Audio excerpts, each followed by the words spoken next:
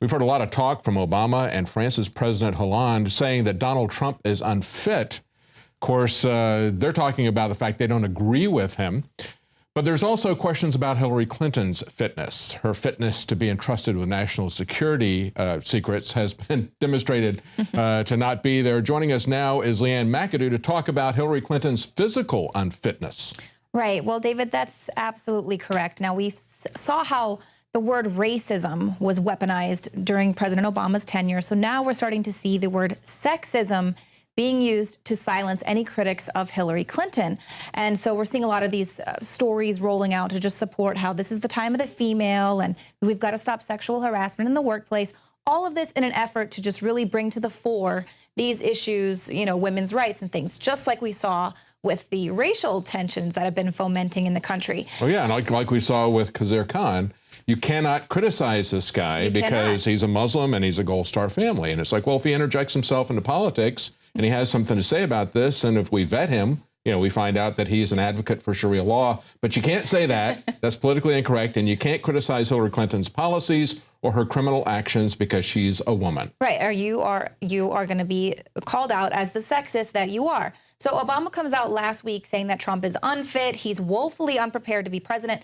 This is while he is there promoting Hillary Clinton, okay, who has been on the wrong side of everything, okay? She supported the Iraq War up until about 2014. She didn't listen to her policy advisors there on Libya. She flip-flopped on her gay marriage ruling just a couple years ago.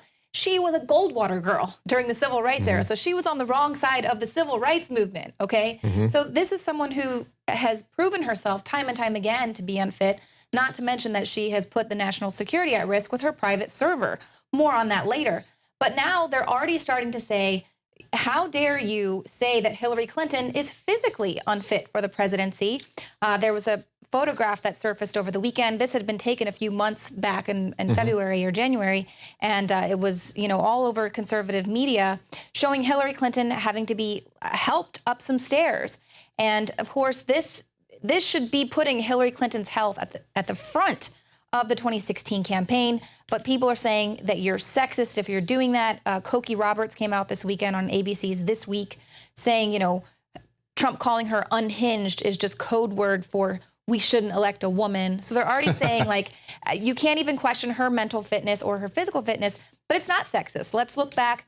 But they make the same statements about Donald Trump. They question his political fitness, his mental fitness to be in office, but it's okay because of partisan politics is really what's going on. There's actually a petition going around demanding that Trump undergo a mental health test. And, you know, so you have these media outlets kind of jokingly saying, well, we're going to go ahead and support this petition. So they want Trump to undergo mental health fitness, but not someone who has proven herself to have to flip-flop on so many major things that have completely devastated the Middle East, for one. But back in 2008, they were questioning John McCain's health, okay? So in May of 2008, John McCain's doctors give him a clean bill of health. But months later, every month after that, McCain's age and past health problems could be an issue in the presidential race. McCain faces questions on age, health. Questions linger about McCain's prognosis after skin cancer. So he was diagnosed with skin cancer, which if you're going to have a skin cancer, you might as well get skin cancer. Yeah, it's not going to affect your judgment anyway whatsoever. Yeah. Not like a massive strike Blood on the head. clot, okay? So he had gotten skin cancer in 2000. Of which they cut it out. He was fine, you know, good for him. It wasn't recurring.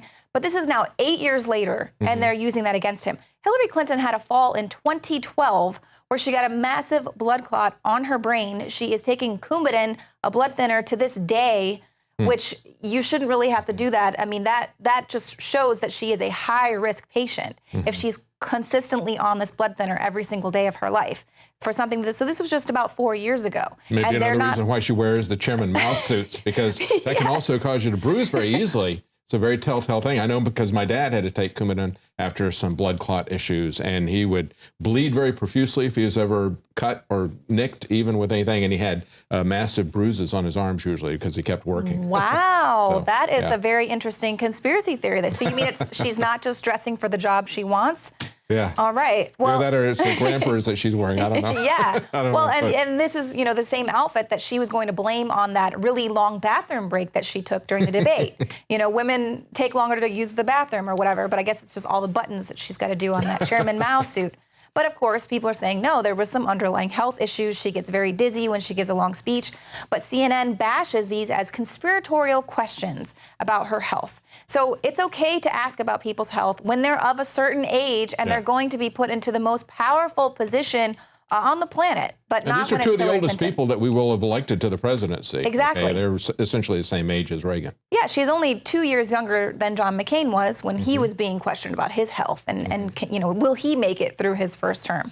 So CNN is attempting to dismiss these questions, asserting that these photos show her being helped up the stairs, that she was just struggling because she had just slipped and fell. And then, so this is CNN's Brian Stelter saying, that how dare Matt Drudge do this? He's taking his photo out of context.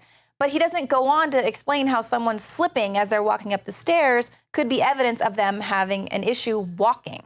I remember when they did this with Gerald Ford. I remember when Saturday Night Live did it. They totally destroyed the man because he slipped on some plane steps at the time and because of a golfing accident.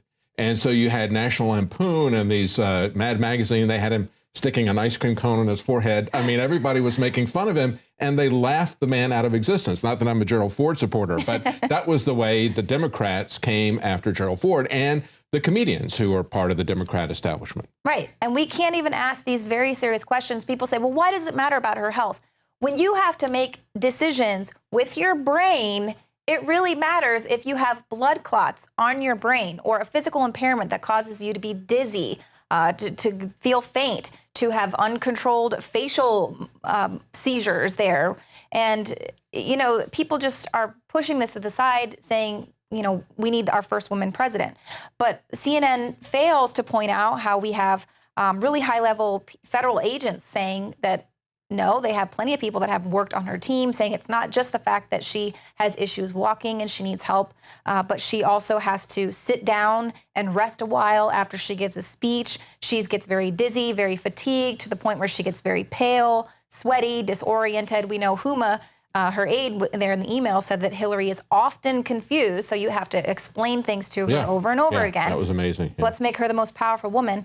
Who is often confused. Yes, she's often confused. She doesn't know how to use technology, so she sets up this private server. And we just had these two meltdowns at the end of the week where she said she's going to raise taxes on the middle class, referred to Donald Trump as her husband, that type of thing. Even though everything that she does is carefully scripted and telepromptered for her, she doesn't speak off the cuff like Donald Trump does. He'll go in and speak for an hour and a half, incredibly long time, just off the top of his head. And a lot of people said, well, he needs to focus on the issues he wants to talk about, but they're not talking about how he can't manage to conduct a conversation over that period of time. Right. And they want to just pick apart certain things, saying he's mentally unfit, not pointing out the fact that he is a wildly successful entrepreneur, billionaire. So how do you do that if you're mentally unfit? It just doesn't make a lot of sense. Of course, we've seen Hillary Clinton's coughing fits, which is a side effect of a lot of the drugs that she's taking, Coumadin, the antihistamine. These are things that a lot of people report having a dry cough, and the older you get, the more susceptible you are to this side effect of this dry cough.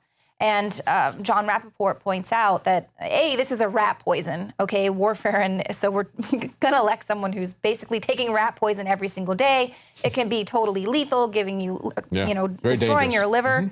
But Martin Shkreli, I don't know if you remember him, he was kind of the most hated man on the internet for a while. He was the pharmaceutical exec that raised the price of an HIV drug about 1,000% overnight. Well, he came out, he's actually created a drug for one of the symptoms, the freezing gait that Hillary Clinton seems to exhibit. And so he came out saying, I've got a 15-year background in drug discovery and pharmaceuticals, and she has pretty unmistakable signs of Parkinson's disease, and that a stroke or concussion would not explain the symptoms of freezing gait, as well as her making those perplexed facial movements. That is a Parkinson's-induced dyskinesia. So it's a classic symptom. So this is, someone in the industry coming out and putting it on the line, saying that these are the symptoms that he would say it. Very interesting, because, all this stuff about just be quiet, she's going to be the first woman president. And if she has major health issues, it's going to be, McCain, who's going to wind up being the president. Exactly. So you're not going to get a woman in that job. Now stay with us when we come back. We're going to take a look at some of the things that were revealed at the hacking conference in Las Vegas. You'll be amazed what they can do to you. We'll be right back.